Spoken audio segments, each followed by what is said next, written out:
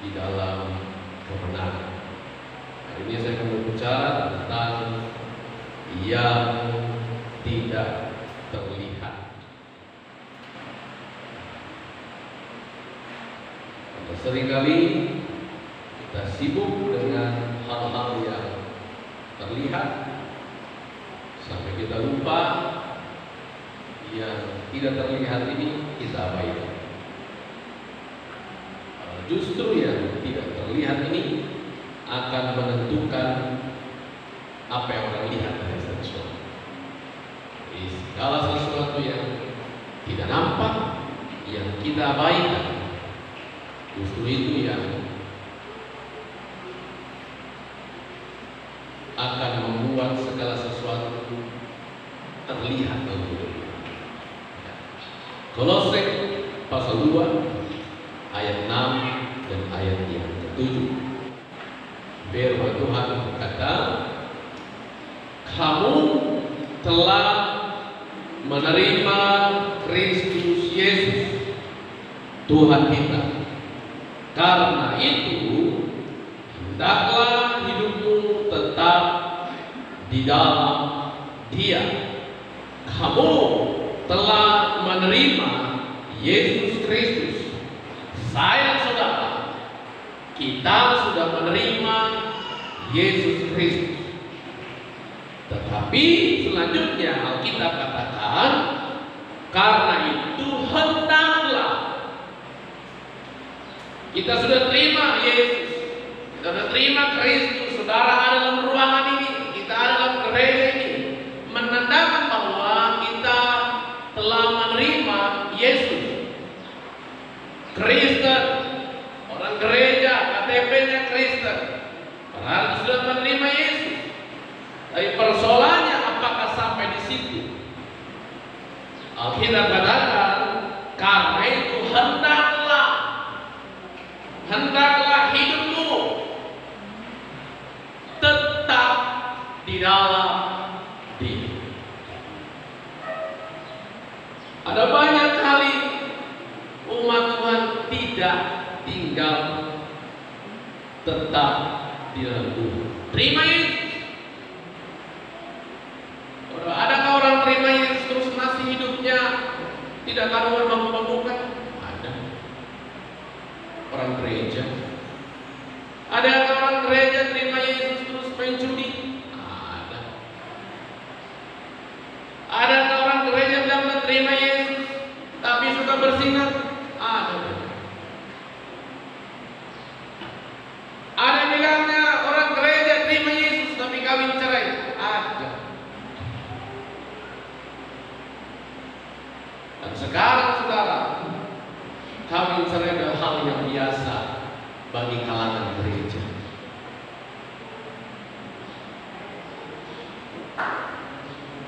Tanpa mau disiarkan di televisi.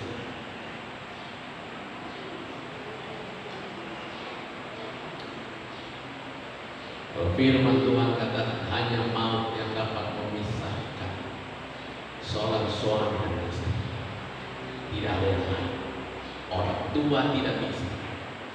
Mau harta benda pun tidak bisa. Masalah sekalipun tidak akan bisa memisahkan hubungan suami istri. Hanya maut, hanya kematian. Tapi sekarang belum mati sudah nikah lagi. Baru bisa sebentar, sudah bisa diberkati lagi di gereja, diberkati lagi ada hamba Tuhan, tangan diberkati. Apakah kau akan setia seumur hidupmu? 2 kalimat ini sudah ucapkan. Ya, tinggal dalam terima Yesus, tapi tidak tinggal di dalam Kristus.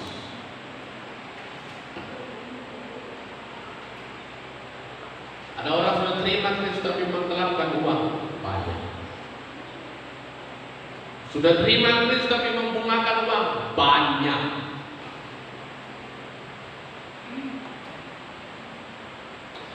Kita bilang kalau saya saudara sudah terima Kristus, hendaklah kita tetap di dalam Kristus. Amin. Ayat 7.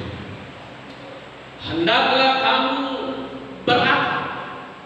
Kalau kita sudah terima Kristus, kita harus tinggal di dalam Kristus supaya kita berakar dalam Kristus, supaya kita dibangun di atas Dia,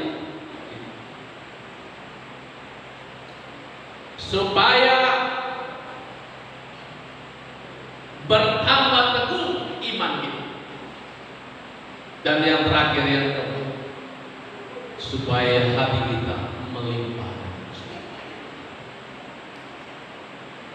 Kalau kita sudah terima Kristus, tetap dalam Kristus, ayo berakar, supaya kita bisa dibangun di atas Kristus, di atas Tuhan, di atas Yesus. Kalau kita sudah dibangun di atas Yesus, saudara yang kasih, supaya hendaklah iman kita bertambah teguh. Dan terakhir, baru kita bisa berkata, mulut kita bisa berkata ucapan syukur kepada Tuhan. Kenapa saudara seperti itu urutannya? Jangan dibolak-balik urutannya ya. Saudara ibu-ibu yang pintar buat kue, coba urutannya diubah. Yang biasanya telur jadi pecahkan dulu, taruh, dikocok, di apa namanya itu. Setelah itu baru kasih tepung kan. Coba sekarang ditukar. Ya. Boleh nggak tepung duluan? Ya. Nanti telur belakangan kalau sudah mau dimasak. Boleh nggak seperti itu? Nggak bisa, nanti nggak, hasilnya nggak bagus. Seperti itu. Kalau kita jangan suka ada urutan-urutan. Tidak akan bisa kita berdiri dibangun di atas Kristus kalau kita nggak mulai berakar dulu. Saudara, nggak bisa kita, mulut kita ini penuh dengan ungkapan syukur kalau iman kita nggak bertambah teguh. Karena nanti yang jadinya kita hanya tahu bersyukur ketika hal-hal yang baik saja yang kita terima. Ketika hal yang buruk, ketika hal yang tidak mengenakan kita terima, maka sulit dan susah, bahkan tidak mau kita bersyukur. Supaya kita bisa dibangun, kita harus mulai berakar dulu. Nah, hari ini saya ingin bicara tentang berakar. Saya pelajari 3 fungsi akar bagi sebuah tumbuhan. Ini pelajaran anak SD, saudara ya. Kita akan lihat ada 3 fungsi akar bagi tumbuhan.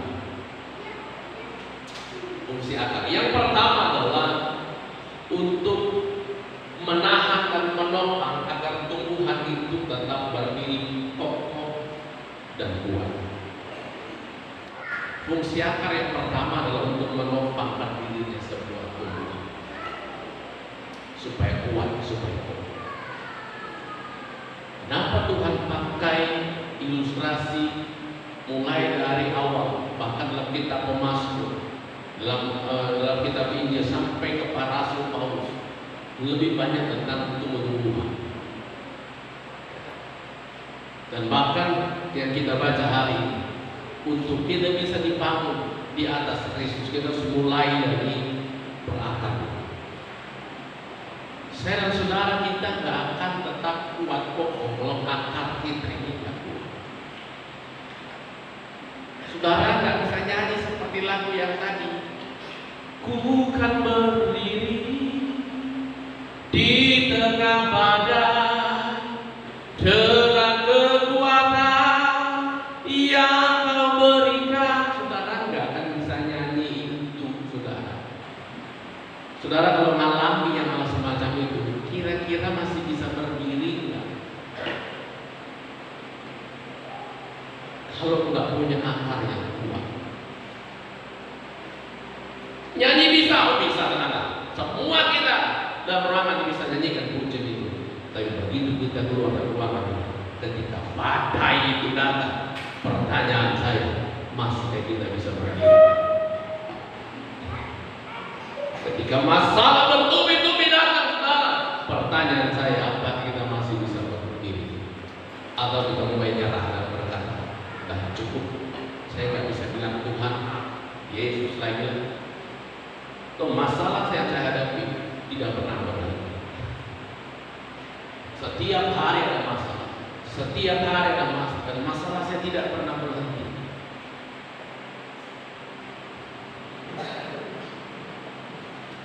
Saya tanya saudara, saudara mau saya doakan tidak menghadapi masalah, atau saudara mau saya doakan bisa melewati masalah? Ya kan? Pilihan aja. Saudara mau saya doakan tidak menghadapi masalah, atau saya mau berdoa bagi saudara untuk bisa melewati setiap masalah? Gampang, tinggal pesan. Saya tinggal doakan saudara. Kalau ada yang bilang berbeda, tolong doakan saya supaya saya tidak menghadapi masalah. Gampang sekali saya doakan. Kecil. Saya tinggal pakai doa Yesus. Bapa, kepadamu kuserahkan. Ya.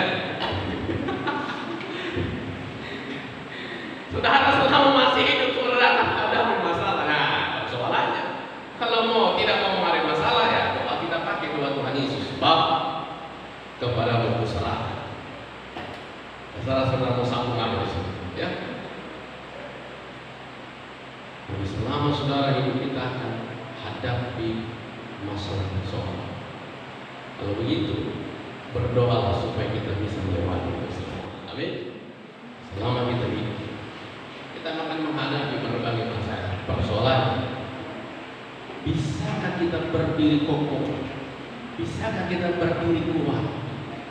Kalau akar kita tidak kuat, kami bilang harus berakar dulu supaya kokoh ini hidup kita. Akarnya harus semakin masuk. Apa dalam kitab Yeremia 17 ayat 7 dan 8 bilang apa? Diberkatilah orang yang mengandalkan Tuhan. Nah, ayat 8 nya bilang apa di sana? Iya. Ya, coba baca saudara. Mulai ayat 7. Diberkatilah orang yang mengandalkan Tuhan, yang menaruh harapnya pada Tuhan. Ia akan seperti pohon yang ditanam di tepi air, yang merambatkan akar-akarnya ke tepi batang air, dan yang tidak mengalami datangnya panas terik, yang daunnya tetap hijau, yang tidak khawatir dalam tahun kering. Coba lihat akar. Kalau akarnya sudah masuk, bahkan nemu batang air, aliran air saudara, waduh, luar biasa. Kita bilang tidak mengalami datangnya panas terik, daunnya tetap hijau. Orang kalau melihat dengan saudara, mau panas terik, mau ada masalah, kalau akan kita masuk ke dalam, orang akan melihat kita penuh dengan sukacita. Amin. Tapi baru masalah sedikit saudara buka, itu udah murah, aduh. Orang lihat, ini orang gereja, apa enggak? Kalau nyanyi luar biasa. Tapi hadapi masalah kecil gitu aja seperti itu. Mau kadang musim apapun, saudara, bahkan musim kering sekalipun, tidak khawatir kalau kita bilang. Kalau akar kita dimasuk terus. Fungsi yang pertama. Fungsi yang kedua, akar itu menyerap air dan sari makanan. Untuk apa? Pertumbuhan. Jadi kalau akarnya nggak nyerap sari makanan, nggak nyerap air, nggak bertumbuh ini satu tumbuhan. Fungsi kedua, kalau akar kita ini semakin dalam, akar kita merambat, maka nggak heran kalau kita akan terus bertumbuh. semakin akar kita baik, semakin kuat akar kita, maka hidup kita akan terus bertumbuh. Saya pernah katakan iman bukan bicara tentang besar kecil iman, tapi iman itu berbicara tentang bertumbuh atau tidak. Karena Alkitab katakan, Yesus ngomong sendiri, iman untuk memindahkan gunung itu nggak perlu sebesar bola pingpong, tidak usah sebesar biji kelereng, hanya sebesar biji sesawi cukup untuk memindahkan gunung. Jadi iman bukan masalah besar atau kecil. Iman itu bertumbuh atau tidak. Ada orang yang baru 2 tahun gereja, tapi imannya mulai bertumbuh. Ada sebagian yang sudah 10 tahun, imannya bertumbuh. Ada yang sudah 40 tahun, 30 tahun, 20 tahun, imannya bertumbuh. Sebaliknya, ada orang sudah 40 tahun, 30 tahun, 20 tahun, tapi imannya tidak bertumbuh, semakin turun iman.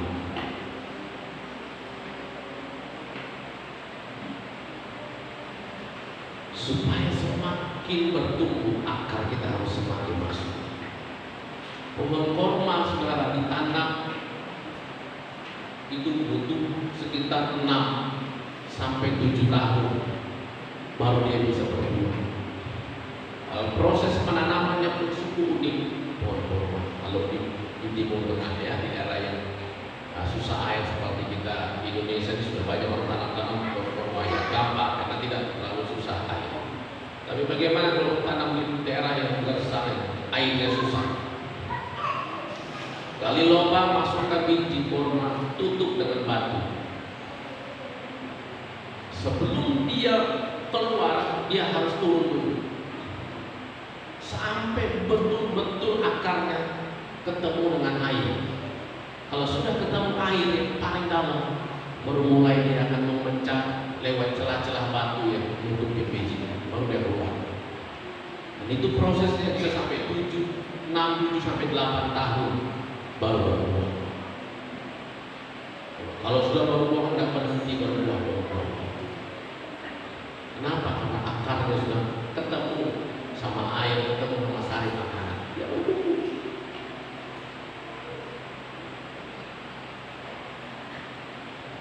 Tanaman yang akarnya sedikit kecil sekarang mudah layu. Beda dengan tanaman yang akarnya lebih besar, lebih dalam. Sama dengan hidup kita. Bagaimana hidup kita bisa bertumbuh kalau akar kita bagus? Yang ketiga, yang tidak terlihat maksudnya, kita akan belajar hal yang tidak terlihat. Yang ketiga adalah fungsi akar adalah untuk menyimpan cadangan makanan. Kenapa dikatakan tadi dalam musim kemarau sekalipun, musim kering sekalipun kita nggak khawatir, karena kita punya simpanan cadangan makanan. Hanya kita perlu berangkat supaya kita punya cadangan makanan. Dalam keadaan sulit, kita masih punya cadangan makanan, cadangan kekuatan yang ada dalam hidup seksual, pemberian Tuhan. Makanya akar hidup kita harus semakin masuk, semakin dalam. Ini yang kita akan bicarakan. Apa sih yang tidak terlihat, yang sering kita abaikan? Ya, yang pertama dalam Injil Matius pasal 6 ayat 6. Saudara buka dulu ayat itu ya. Injil Matius pasal 6 ayat 6.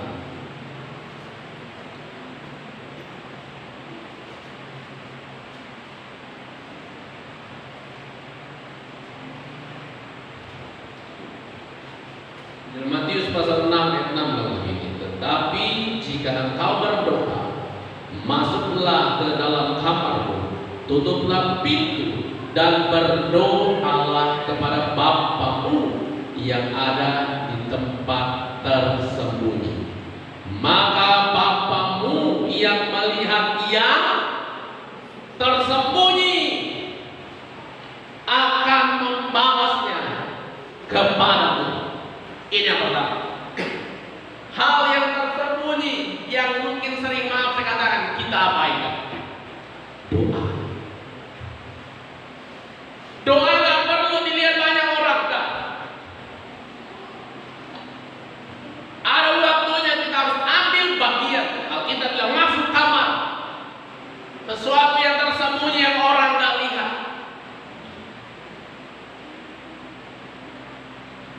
ambil bagian di situ. Kita seringan ngurus yang nampak, tapi yang tidak nampak itu kita apain? Saudara yang senang nonton olahraga, dalam bulan-bulan ini ramai kan, main pon, ya, 2 malam yang lalu timnas main, beberapa waktu lalu tim bulu tangkis main. Coba, paling jarang, bahkan mungkin susah disiarkan ketika mereka latihan. Ketika pertandingan kita ambillah waktu pertandingan mereka, anggaplah 1 jam sampai 2 jam. Kita ambil bulu tangkis saja lah, ya. Si Jonathan Christie, Ginting, ya, mereka bertanding jam lah enggak. Disiarkan seluruh dunia tonton. Seluruh rakyat Indonesia lihat, aduh bangga bisa sehebat itu ya. Si Ginting ini kan si Tuti, ya. Pandai sekali, hebat ya. Bukan tipu maksudnya, suka nipu-nipu dia, hebat. Tapi pernahkah kita perhatikan, kita lihat waktu mereka berlatih, disiarkan latihannya mungkin bisa setahun. Dalam 1 bulan itu nggak berhenti, setiap hari latihan. Bahkan kalau mungkin disiarkan, ditonton waktu latihan, membosankan ya. Cuma lari sana lari sini, datang lari, ya pergerakan pemanasan, pukul-pukul saja saya bisa. Terus seperti itu. Apa yang mau kita tonton? Membosankan. Dia cuma lari ke depan, lari ke belakang, lari ke depan, ngambil, membosankan. Hanya jarang, tapi ketika pertandingan luar biasa, ini bisa. Sesuatu yang nggak nampak ini kita sering abaikan, tapi justru yang tidak nampak ini akan mempengaruhi yang nampak. Doa itu perkara yang tersembunyi, dan seringkali doa itu kita abaikan. Saudara saya harus katakan, seringkali kita hanya doa, ingatnya doa makan. Bahkan kadang-kadang kita lupa doa makan.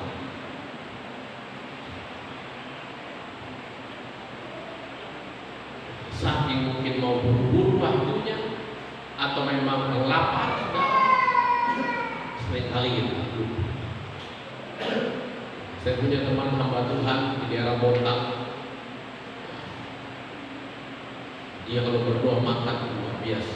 Hanya kalau kami pernah makan di sebuah rumah makan kecil saja di dekat rumah sakit Umum Samarinda. Dan kami baru besuk satu keluarga. Makanlah kami.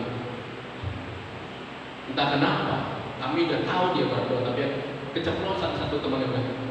Berdoa Pak, untuk kita makan. Mulai dia berdoa. Kami makan ini soto Lamongan.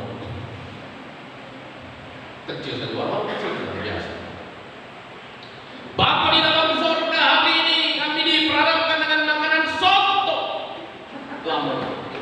Diberkatilah makanan kami, bahkan penjual-penjual yang berkati semua diberkati. Keras lagi dia. Yang satu tempatnya gini-gini. Dan saya amin, semoga orang berlihat mulai makan. Saya makan, saya santai, tapi saya lihat teman dua teman cepat-cepat. Wah ini harus buru-buru, ya itu duluan, biar cepat selesai. Belum sampai di situ, masuk ke kamar rumah sakit. Ada ibu, seorang ibu atau bapak yang sakit. Kita mau berdoa. Sepakat 2 orang yang dia berdoa. Kasihan pasien di sebelah-sebelah, ya. Ya, ini langsung tunjuk saya berdoa. Dia berdoa sudah, yang sakit tambah sakit sudah, yang jantungan dia. Seringkali hal yang sepele kita abaikan, lupa. Ini yang tidak tersembunyi. Ambillah waktu ini. Ambil waktu. Saya akui saya lalai, saya sering bolong doa saya sama Tuhan. Tapi mari kita belajar sama-sama. Sudah punya waktu doa pribadi saudara dengan Tuhan. Saya sudah katakan ibadah kita hari ini pun 2 jam ibadah kita. Saya nggak yakin saudara connect sama Tuhan itu selama 2 jam dari awal sampai kita pulang. Sama dengan doa. Saudara nggak butuh waktu 1 jam, 2 jam saudara Tuhan. Enggak butuh waktu lama. Tapi bagaimana kita konsisten dalam berdoa? Mungkin saya hanya bisa 27 menit. Buat itu dan kerjakan itu. Saya bisa 25 menit karena waktu saya padat. Kerjakan itu. Karena ini sesuatu yang tersembunyi. Justru Allah Yesus Tuhan yang di tempat tersembunyi dia melihat saudara. Nggak perlu orang lain lihat. Justru ketika kita duduk menyembah, berdoa kepada Tuhan, di saat itu kita sedang memasukkan, menancapkan akar-akar kita saudara. Karena ada masa sulit, ada musim kering nanti, kita sudah bisa kokoh berdiri. Kita bisa berkata, bukan berdiri di tengah badai dari waktu. Coba, ayo kita praktek. Saya bersyukur beberapa jemaat kita puji Tuhan sudah mulai rutin doa pagi, puji Tuhan. Saudara yang punya kebiasaan doa pagi ini terus kerjakan. Yang lain, ayo mulai bangun diri kita sendiri. Ini sesuatu yang tersembunyi yang mungkin orang lain tidak lihat, tapi ingat kita sedang menancapkan akar-akar supaya kuat. Saudara, untuk kerja dan pagi-pagi Pak, setengah 6 Pak harus siap-siap. Kalau begitu bangunlah jam 5. Saya setengah 7 dah sorangan bekerja Pak. Kalau begitu bangunlah jam 6. Ambil waktu 5 menit untuk duduk di bawah itu. Walaupun kita punya waktu luang kembali dalam 1 hari, berikanlah waktu kita untuk dapat berdoa. Jangan biarkan. Jangan seorang anggap sepele. Jangan doa artinya saudara hanya mendapat masalah. Ya kan? Banyak kejadian orang doa kalau ada masalah.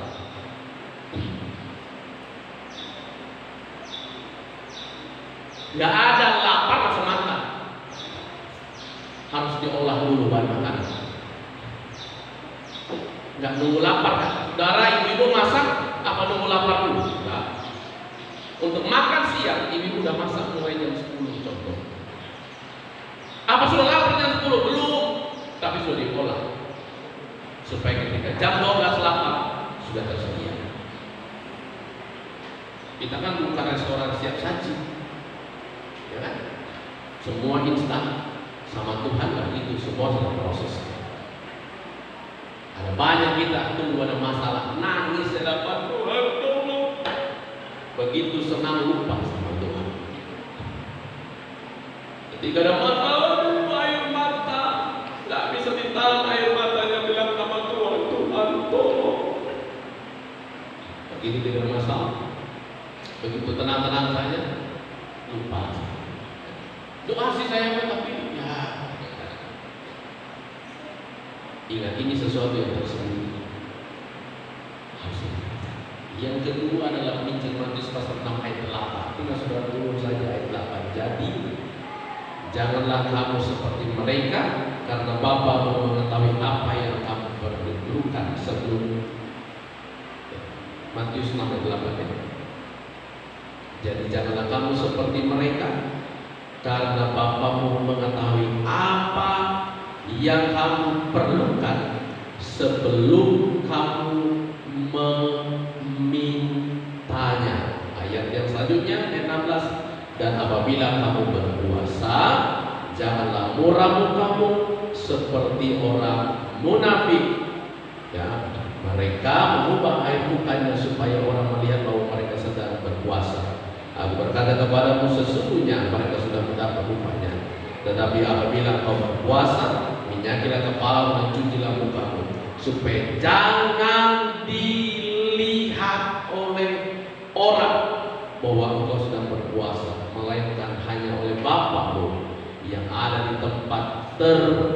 tersembunyi, maka Bapamu yang melihat yang tersembunyi.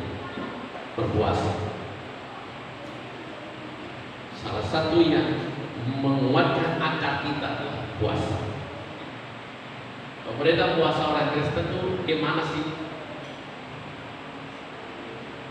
Sama dengan puasa yang di sana, sahur makan dulu jam 4, baru nanti puasa, nanti buka jam 5, jam 6 sore. Apa seperti itu puasa Kristen?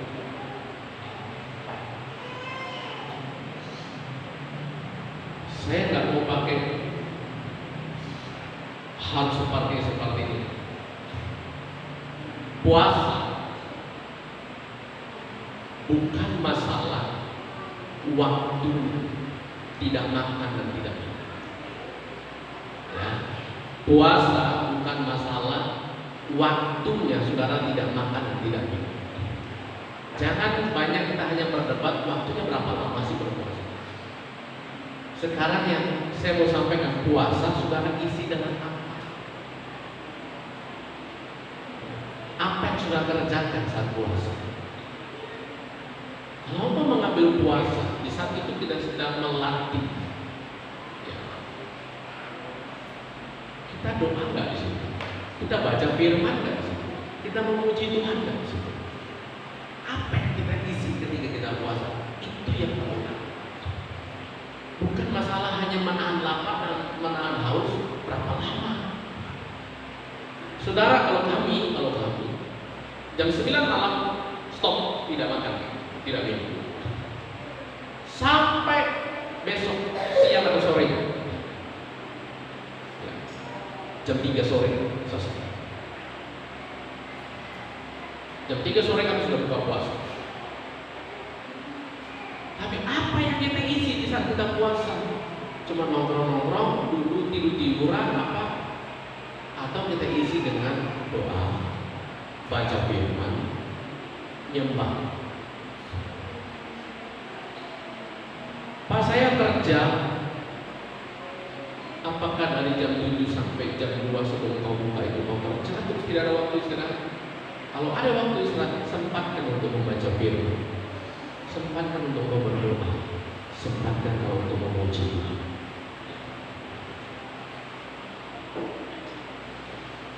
Bukan masalah lamanya, bukan masalah waktu, tapi masalahnya kita isi apa dalam puasa.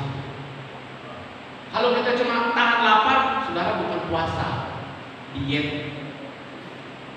Ya kan? Saya lagi puasa, terus apa? Minum-minuman, bukan puasa, diet. Jadi gak usah bilang pakai judul puasa, bilang aja diet. Dah.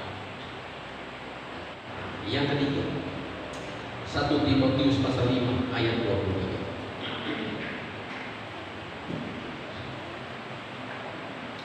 1 Timotius pasal 5 ayat yang ke-25.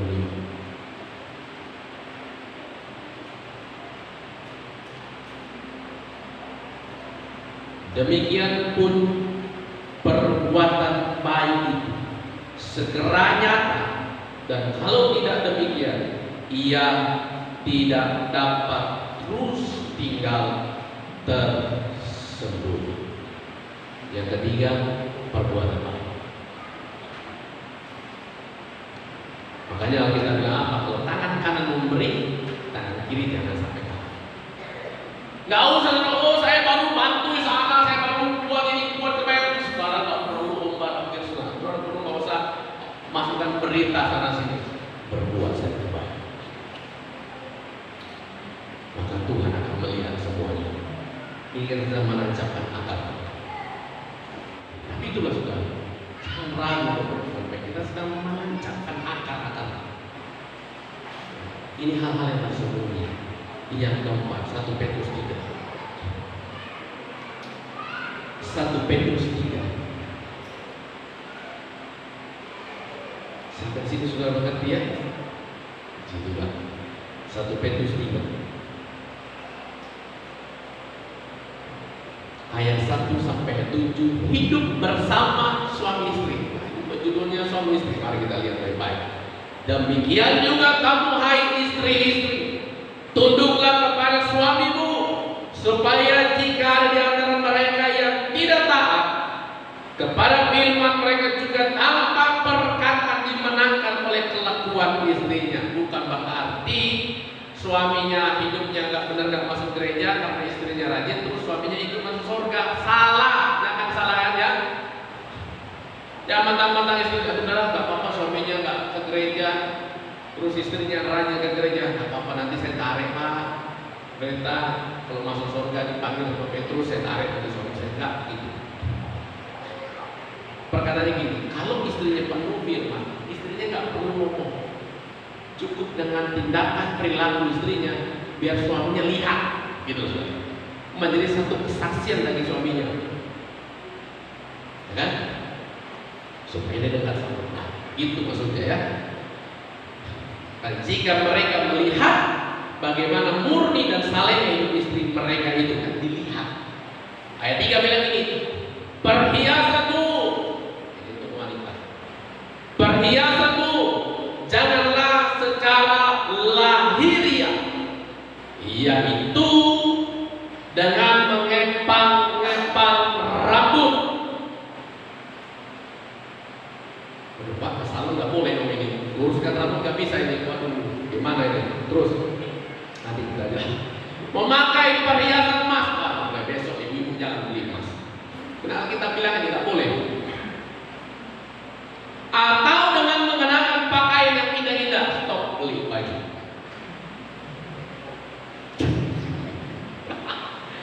Mari di online, aduh lagi, aduh diskon, baju bagus. Saya mau jelaskan, nanti nggak boleh, nggak boleh pakai pakaian bagus, nggak boleh pakai perhiasan, nggak boleh ke salon. Ada yang mau nikah, konseling, jadi jam 4. Jam 4 lewat 15 nggak datang. Jam 4 lewat mau setengah 5 nggak datang. Jam 5 baru muncul, hampir setengah 6 baru muncul. Udah mau emosi. Kenapa baru datang? Ini janji jam 4 kita konseling. Ini udah mau setengah 6. Yang laki-laki bilang, maaf ini salah yang perempuan. Kenapa dia tarik-tarik rambut? Tarik-tarik rambut. Ya, luruskan rambut. Kalau tarik-tarik rambut lama.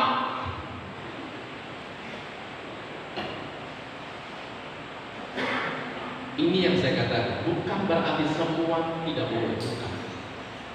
Jangan sampai hal yang nampak, perhiasan yang di luar ini yang kita penuhi, tapi yang di dalam ini kosong. Saya nggak larang ibu-ibu silakan ke salon, silakan. Ibu punya perhiasan, silakan kalau ada uangnya. Jangan kalau nggak ada uang surat masa, jangan. Tapi kalau ada silakan. Mau beli pakaian baru silakan kalau ada uang. Ya kan? Kalau nggak ada ini yang persoalannya. Kalau ada silakan. Uang bapak, bapaknya mau belikan silakan. Saya tahu. Kenapa dibelikan istrinya? Baju baru. Kalau kita bilang nggak boleh pakai baju baru. Apa hak saya? Coba baca baik-baik. Perhiasanmu janganlah secara lahiriah, yaitu dengan mengepal rambut, memakai perhiasan emas atau dengan menggunakan pakaian yang indah-indah. Tetapi perhiasanmu ialah manusia batinnya yang tersembunyi. Ini dulu. Mulai dari dalam dulu. Hiasi dulu dari dalam, baru keluar. Ya kan? Amin ibu-ibu.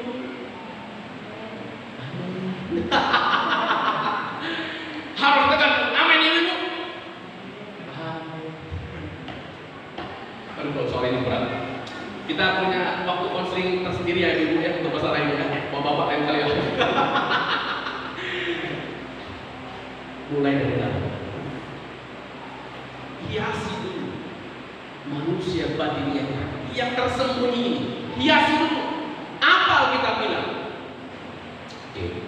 Tetapi perhiasanmu ialah manusia batin yang tersembunyi dengan perhiasan yang tidak binasa, yang berasal dari roh yang lemah lembut dan tenteram, yang sangat berharga di mata Allah. Sebab demikianlah caranya perempuan-perempuan kudus dahulu berdandan, yaitu perempuan-perempuan yang menaruh yang pertama pengharapan kepada Allah. Yang kedua, tunduk. Saya gabung ini, makanya ayat yang ke-16, seperti Sarah taat kepada Abraham. Ayat 7, demikian juga kamu hai suami hiduplah bijaksana dengan istrimu, sebagai kaum yang lebih lemah hormati. Saya gabung. Manusia batinnya yang pertama adalah pengharapan kepada Kristus. Yang kedua adalah tunduk, hormat, taat. Ini harus kita perbaiki dari dalam dulu.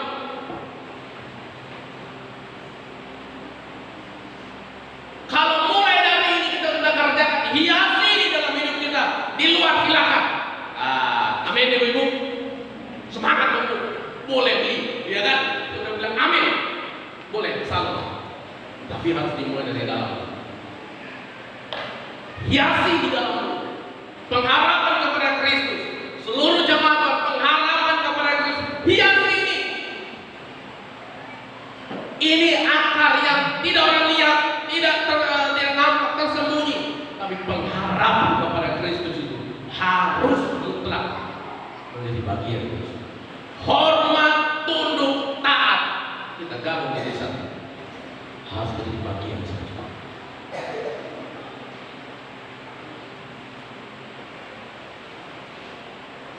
Hiasi manusia bahagia. Satu pohon yang kuat kokoh berdiri, kita tak bisa lihat akar, kita sembunyi semua, nggak nampak. Mungkin akarnya berada di lapisan yang kedua atau lapisan ketiga, nggak nampak. Yang kelihatan sama kita adalah batang yang bagus, daun yang hijau. Terakhir adalah kita lihat buah yang mantap. Apa kita lihat akar? Supaya nampak batang yang bagus, daun yang hijau, buah yang bagus, bahkan buah yang menghasilkan buah yang terbaik, akarnya juga harus yang terbaik. Hidup kita seperti itu sudah menjadi satu kesaksian hidup bagi banyak orang. Orang lihat, bahkan tidak hanya bagi orang, bagi saya dan saudara pribadi. Di musim kering sekalipun kita tetap berdiri kuat dan kokoh. Kita butuh akar yang masuk, akar yang kuat. Ini yang tersembunyi. Kita kerjakan dalam ada doa, ada puasa, ada perbuatan lain. Yang ketiga adalah keempat, manusia batin ini, pengharapan dalam Kristus, ketaatan kita kepada Kristus, ketundukan kita kepada Kristus. Abraham, Sarah sama-sama tunduk kepada Kristus. Saya dan saudara hari ini kita tunduk kepada Kristus, hormat kepada Kristus. Maka kami suruh ajarkan saudara, ibadah kita sedang menghadap raja di atas segala raja. Kita bukan menghadap orang-orang biasa, kita bukan menghadap Allah yang biasa. Kita sedang menghadap Allah yang kudus. Bahkan kita menghadap seorang raja yang ajaib. Hormatlah kita datang dalam ibadah. Seringkali memang banyak orang gak hormat dalam persekutuan ibadah. Kita mau belajar, maka kita hormat dalam setiap persekutuan. Ini hal-hal yang tersembunyi juga, yang harus kita ketahui hari ini, supaya kita bisa kerjakan, supaya setiap akar kita semakin masuk, semakin kokoh kuat. Dan setelah itu mulailah kita dibangun di atas Kristus. Mulailah iman kita akan terus bertambah teguh, dan mulut kita bisa berkata, aku bersyukur kepada Tuhan. Bahkan hati kita limpah, penuh, tumpah-tumpah dengan syukur. Dalam keadaan apapun kita bisa berkata, Tuhan Yesus